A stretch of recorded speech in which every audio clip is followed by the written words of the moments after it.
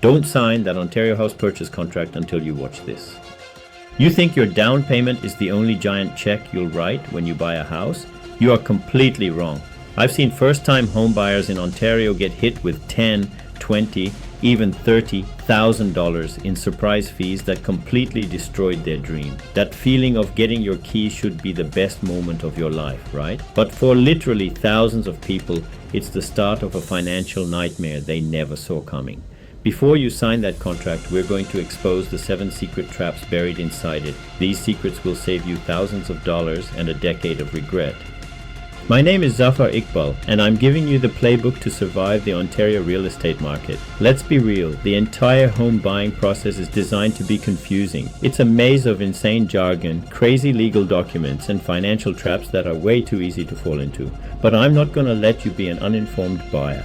Today, we're going to obliterate the scariest parts of a real estate deal and turn them into simple, easy steps. This is your personal cheat sheet to make sure you are protected, prepared, and actually feel like a winner when you make the biggest purchase of your life. Let's do this. The insane closing costs they don't tell you about.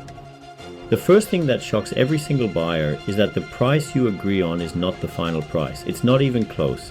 There's a mountain of hidden fees called closing costs that you have to pay on closing day, and they have nothing to do with your down payment. You need to have an extra 1.5% to 4% of the purchase price saved in pure cash. On a $700,000 home, that's another $2,500 to $28,000 you need right now. The biggest scam is the land transfer tax. This is a provincial tax on every property. On that $700,000 house, the Ontario land transfer tax is a whopping $10,475. Now, there is some good news. If you're a first-time home buyer, you can get a $4,000 rebate. But if you're in Toronto, you get hit twice. The city has its own land transfer tax, which is another $10,475. The city also has a first-time buyer rebate for up to $4,475. But even with those rebates, you're paying a gigantic tax bill of $12,475. And on top of that, you've got legal fees. You cannot skip hiring a real estate lawyer. They are your only defense. These fees will cost you anywhere from $1,000 to $3,000. Then there's title insurance. This is a one-time fee of $300 to $800, and it protects you from fraud or hidden debts on the property. And before you realize, you will have to spend almost $20,000 to close the deal on the above $700,000 home you fall in love with. I'm telling you, not budgeting for these closing costs is the #1 mistake that sends new buyers into a complete meltdown days before getting their keys. The home inspection, your secret weapon. Next is the home inspection. When the market is insane, people get desperate and skip the inspection to make their offer look better. This is a massive, massive mistake. A home inspection is your ultimate weapon for finding out what you're really buying. For just $300 to $600, an inspector will tear through the home's core systems. They check the roof, foundation, plumbing, electrical, all the super expensive stuff. I'm not talking about a leaky faucet. I'm talking about finding ancient wiring that costs $15,000 to replace, a crack in the foundation that costs $30,000 to fix, or toxic mold that could make you and your family sick. Your offer must have a condition that says the deal only happens if you are 100% happy with the home inspection. This clause is your escape hatch. If the report shows a disaster, you can legally walk away and get your entire deposit back. Even better, it gives you insane leverage to go back to the seller and demand they pay for the repairs or lower the price. Spending a few $100s here could literally save you tens of thousands. Do not skip it, ever. These clauses are your get-out-of-jail-free cards. Besides the inspection, you need more escape hatches. We call them conditions precedent, which is just a fancy way of saying these are your get-out-of-jail-free cards. First, and you cannot skip this, the financing condition. This gives you 5 to 10 days to get your final mortgage approval from the bank. If you can't get the loan for any reason, this clause lets you kill the deal and get your full deposit back. Without it, if your mortgage fails, you don't just lose your deposit. The seller could literally sue you for damages. Next is the insurance condition. This is critical for older homes. It gives you time to prove you can actually get home insurance. Some homes have secret problems like old water damage that make them completely uninsurable. No insurance means no mortgage. Deal over. And if you're buying a condo, the status certificate review condition is mandatory. This is the condo's report card. It shows you if the building is going broke, how much money it has saved if it's being sued, and all the rules. A condo with no money saved means you could get hit with a surprise bill for thousands of dollars. This condition lets you and your lawyer find the red flags and back out before it's too late. Alright, if you're getting insane value from this and want to learn more secrets to dominate the Ontario market, smash that subscribe button. My only goal is to help you win, and every subscriber helps me make more videos for you. Chattels versus Fixtures, how to not get robbed. This is where so many fights happen. Imagine, you move into your new house, you're super excited, and you walk in to see the amazing dining room chandelier is just gone. And so are the custom blinds. The seller just took them. Can they do that? It all depends on if it's a chattel or a fixture. A fixture is anything bolted down, screwed in, or physically attached to the property. It's supposed to be included. Think built-in appliances or light fixtures. A chattel is a movable item that the seller can take unless you write it into the contract.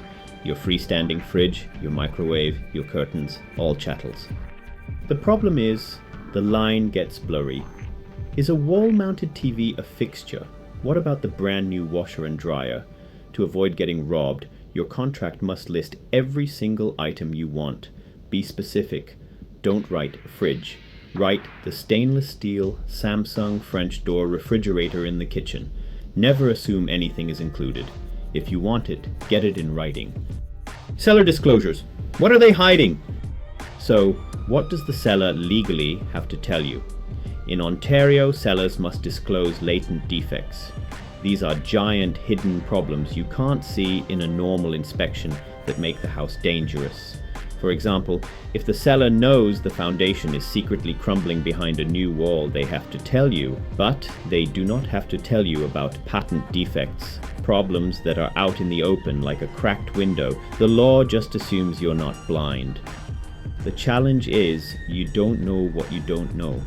To expose everything, you can have your agent make the seller fill out a Seller Property Information Statement, SPS. It's not a mandatory form, but it asks direct questions about leaks, renovations, and problems. If a seller refuses to fill one out, that is a giant red flag. If they fill it out and lie, you have a much stronger case to sue them later. Under the new TRESA rules, agents have to be more transparent, so make them tell you everything they know. The Irrevocable clause and the BRA contract. Two last documents you have to watch. First is the Irrevocable clause. This puts a ticking time bomb on your offer, a hard deadline for the seller to accept it. If they don't sign by that exact time, your offer self-destructs. This creates pressure, but you need to understand that while that clock is ticking, you cannot take your offer back. Your offer is 100% legally binding on you until that deadline expires. Second is the Buyer Representation Agreement, or BRA. This is the contract you sign with your agent that makes them work for you. It lays out their duties and how they get paid. As of recent changes in Ontario, agents must have this signed with you before they can give you any advice. This is to protect you. The BRA makes sure your agent is on your team. Read it, understand the commission, and know how long the contract lasts. That was a lot, I know. So let's do a 30-second speed run of the 7 things to check before you sign anything. 1. Budget for closing costs.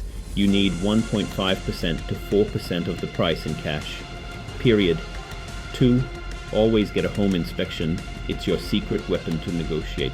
3. Use your escape hatches. You need conditions for financing, insurance, and the status certificate. 4. List everything you want. Write down every chattel so they don't get taken. 5. Expose seller secrets. Demand disclosures and ask what they're hiding. 6. Understand the ticking clock. Your offer is binding until the irrevocable deadline. 7. Sign a BRA. Make sure your agent is on your team. Signing an offer is a massive step, but it doesn't have to be a blind gamble.